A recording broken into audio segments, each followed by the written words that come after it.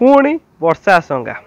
हाँ आज्ञा, फेब्रुआरी 19 तारिख रु 21 तारिख मध्य राज्य को पूर्वा वायु एवं पश्चिम वायु उभय अतले मिशीजे अर्थात मिश्रण फल से अंचल बादल खंड सृष्टि हे और मेघुआ पाग सहित झिपिझिप वर्षा गोटे डिरेक्शन प्रबल वर्षा देखा दे पारे।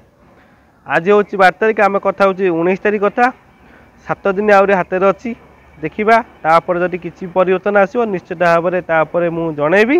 किंतु आज हूँ 12 तारिख, तो आजिका स्थिति जब देखा ताले राज्य में पुणी ताती फेरी अर्थात किसी दिन ब्रेक पर एवं पुणी राज्य को ताती फेरी। आज झारसुगुड़ा दिन 2:30 सुधा 36 डिग्री अतिक्रम करथिला।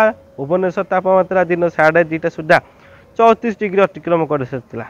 तो निश्चित भाव में राज्य में पुणी स्वाभाविक ठारू 1 ରୁ 2 डिग्री तापमात्रा बढ़िया लगी जहाँ रही पश्चिमा झड़ ता अपसरी जा फल राज्य में धीरे धीरे पारद बढ़िया लगी। अर्थात दिन में खरा और राति जो शीत रोला ता देखा न मिल पारे। अर्थात दिन में खरा देखा मिले राति आ शीत से भली स्थिति उपजी न पारे, शीत देखा न मिल पारे।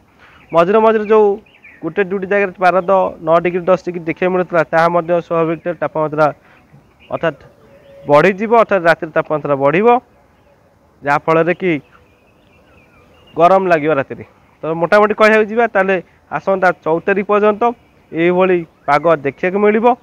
14 और 15 उभय 2 दिन पश्चिमा झड़ प्रभाव रही जहाँफल कि किसी मात्रा दिन तापमात्रा ह्रास घटो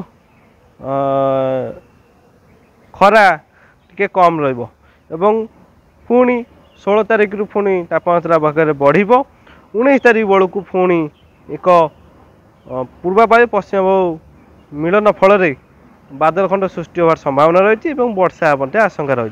गुरुचावलय सक्रिय रही जहाँफल ओडिशा को आर्द्रतापूर्ण वायु पूर्वर आसूची जहाँफल सकाळ समय कुहुड़ी एमती देखा मिलूँ। आगामी किसी दिन यही भाव में कुहुड़ी देखार संभावना रही। देखा जदि भी किसी अपडेट आसो निश्चित भाव में तापर मुझे जनइबी। देखुता चैनल को सब्सक्राइब करता, लाइक शेयर करेंगे। रही नमस्कार।